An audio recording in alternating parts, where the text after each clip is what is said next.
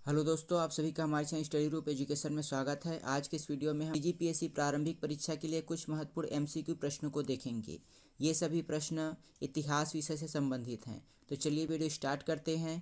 पहला प्रश्न दिया गया है, उपनिषद काल में राजा अश्वपति शासक थे।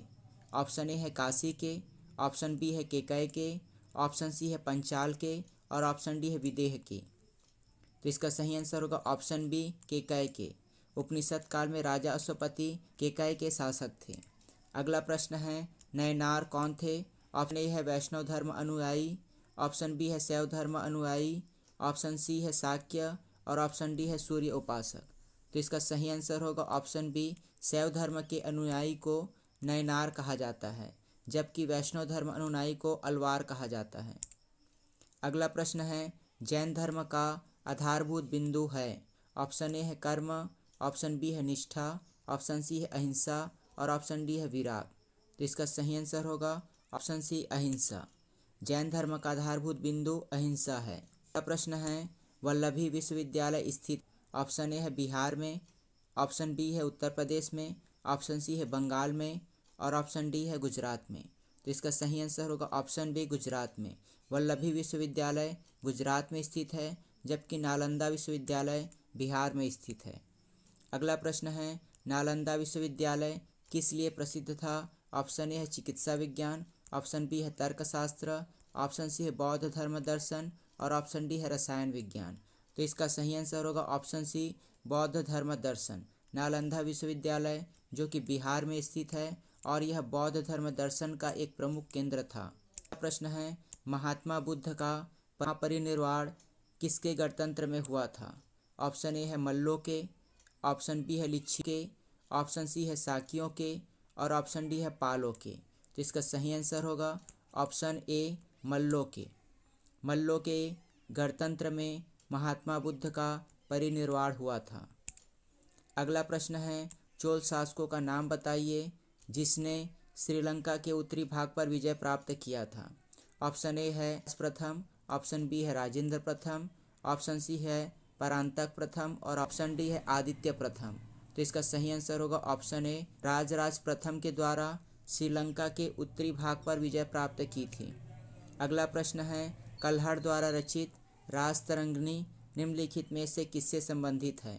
ऑप्शन ए है चंद्रगुप्त के शासन से, ऑप्शन बी है गीतों के संकलन से, ऑप्शन सी है कश्मीर के इतिहास से और ऑप्शन डी है कृष्णदेवराय के शासन से। तो इसका सही आंसर होगा ऑप्शन सी कश्मीर के इतिहास से। कल्हड़ द्वारा रचित राजतरंगिणी कश्मीर के इतिहास से संबंधित है। अगला प्रश्न है, किसने सल्तनत काल में डाक व्यवस्था का विस्तृत विवरण दिया है?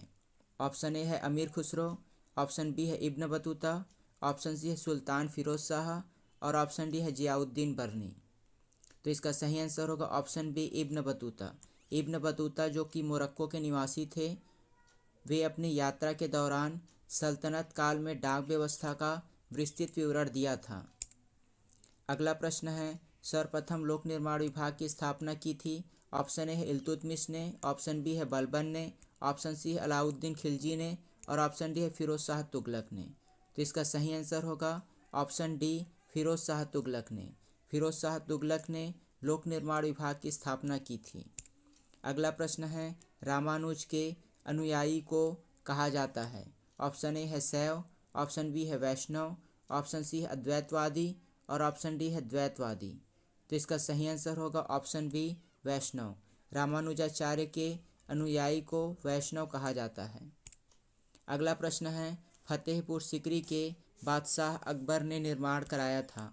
ऑप्शन ए है मोती महल, ऑप्शन बी है पंचमहल, ऑप्शन सी है हीरा महल और ऑप्शन डी है रंग महल। तो इसका सही आंसर होगा ऑप्शन बी पंचमहल। पंचमहल की स्थापना फतेहपुर सीकरी के बादशाह अकबर के द्वारा कराई गई थी।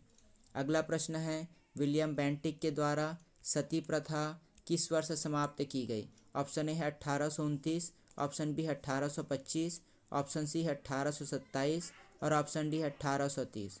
तो इसका सही आंसर होगा ऑप्शन ए 1829। अगला प्रश्न है, मोपला आंदोलन 1921 में कहाँ हुआ था? ऑप्शन ए है तेलंगाना, ऑप्शन बी है मालाबार, ऑप्शन सी है मराठावाड़ा और ऑप्शन डी है विदर्भ। तो इसका सही आंसर होगा ऑप्शन बी मालाबार। मोपला आंदोलन 1921 में मालाबार में हुआ था। अगला प्रश्न है राधा स्वामी सत्संग के संस्थापक कौन थे? ऑप्शन ए है हरिदास स्वामी, ऑप्शन बी है शिवदयाल साहब, ऑप्शन सी है शिव नारायण अग्निहोत्री और ऑप्शन डी है स्वामी श्रद्धानंद। तो इसका सही आंसर होगा ऑप्शन बी शिवदयाल साहब। शिवदयाल साहब के द्वारा राधा स्वामी सत्संग की स्थापना की थी। तो ये हुआ विगत वर्षों के कुछ महत्वपूर्ण प्रश्न। अगर आप ऐसे ही और वीडियो पाना चाहते हैं तो आप हमारे चैनल को सब्सक्राइब कर लीजिए।